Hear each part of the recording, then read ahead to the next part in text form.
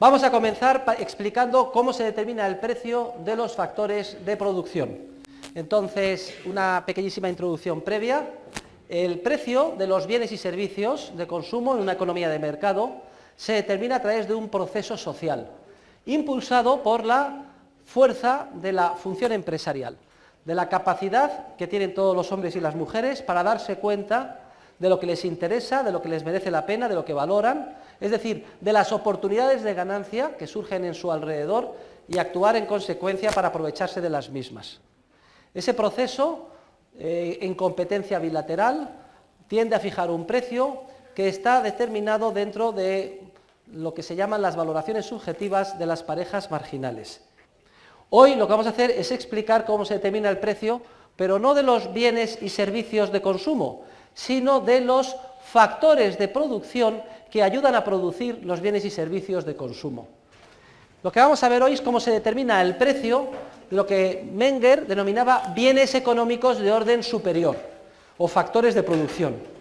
que los definimos como aquellos que no satisfacen directamente necesidades humanas, por tanto no son bienes y servicios de consumo, sino que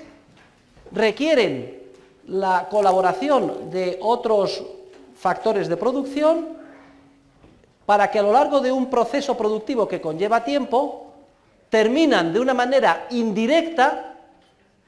madurando en un bien de consumo. Entonces, son bienes de consumo,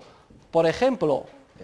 pues una botella de agua mineral, la entrada de un cine, y son factores de producción la instalación fabril donde se llenan de agua las botellas de agua mineral, o la máquina de cine que se utiliza para grabar la película, o, yendo más para atrás, el mineral de hierro que se extrae de la mina para darle tratamiento y convertirlo en acero, etcétera. Todas las etapas que hay previas antes de alcanzar el consumo final. Lo que vamos a ver hoy es cómo se determina el precio de los factores de producción, es decir, de esos bienes económicos que no satisfacen directamente necesidades humanas, no están en la etapa final del consumo, están en las etapas previas, pero que ayudan junto con otros, a lo largo de un proceso productivo que conlleva tiempo, a producir los bienes de consumo. La idea esencial es que es el precio de los bienes de consumo el que determina de manera indirecta y a través de un proceso empresarial muy complicado el precio de los factores de producción. Es decir, que si los ladrillos tienen precio y se paga precios por ellos en el mercado, y también el hierro, y también el alquiler de una instalación fabril, y también tiene precio un ordenador y programas de ordenador, y equipos de comunicaciones, y un tractor y una oruga, tienen precio no porque podamos comernos y nos satisfaga directamente necesidades esos factores de producción, tienen precio porque ayudan a producir en última instancia y después de un periodo de tiempo más o menos prolongado, bienes de consumo, léase el piso en el que vivimos, el coche que conducimos, etcétera, que sí que valoramos y por el que pagamos un precio alto. Luego, cuando vemos que el mineral de hierro, un ordenador, ladrillos tienen precio, es porque ayudan a producir bienes de consumo que valoramos y que tienen precios. O expresado de otra manera, los precios de los factores de producción surgen indirectamente y vienen determinados indirectamente del precio de los bienes de consumo. O como les he repetido en varias ocasiones en clase, y produce mucho escándalo, sobre todo aquellas personas que no son peritas en la materia, son los costes los que siguen a los precios y no al revés. Porque esperamos vender, es un ejemplo típico de Röpke, un economista alemán, un bien de consumo, por ejemplo, un sombrero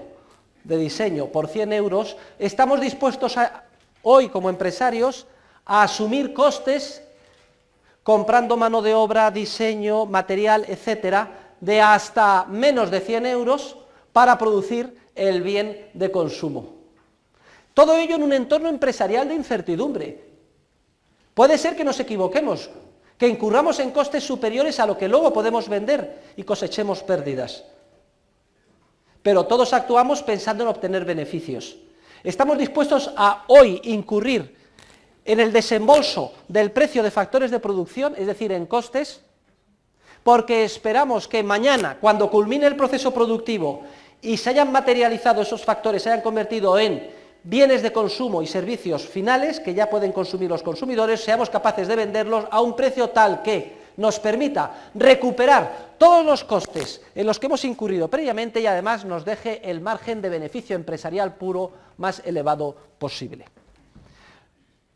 Luego, la primera idea esencial es que son los precios de los factores de producción los que tienden a seguir a los precios estimados futuros que tendrán los bienes de consumo y no al revés. Y hoy lo que vamos a ver, dando un paso más, es con detalle cómo se determina el precio de los factores de producción. Y es muy importante,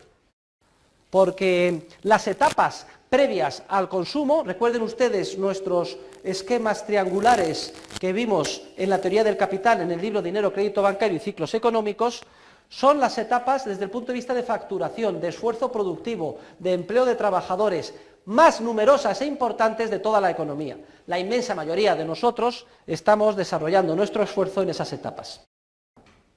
También es muy importante la clase de hoy porque uno de los factores de producción más relevantes es el factor que se llama trabajo. En realidad es una denominación impropia porque no existe tal cosa como factor trabajo, como si fuera uniforme y homogénea. Existe una constelación casi infinita de diferentes tipos de trabajo. Trabajador especializado en la construcción de tal tipo, fresador, arquitecto, técnico, arquitecto, una infinidad. Y cada uno de ellos aporta su granito de arena al proceso productivo en esas etapas previas. Y el precio de los servicios del trabajo se llama salario. Luego, hoy, al explicar cómo se determina el precio de los factores de producción en general, vamos a explicar en concreto cómo se determina el salario, porque nosotros, en nuestra faceta de trabajadores, somos un factor de producción. Pero también las mismas leyes que vamos a explicar hoy se aplican para explicar cómo se determina el precio de otros factores de producción, por ejemplo, de los recursos naturales, del alquiler o renta de un piso para un despacho de abogados o para una empresa de administrativos, o la renta sobre la que se encuentra una fábrica, o lo que cuesta el alquiler de un ordenador, que es un factor de producción. El precio de mercado de todos esos servicios, los factores de producción, es lo que vamos a determinar hoy. Luego, la clase de hoy es de gran importancia.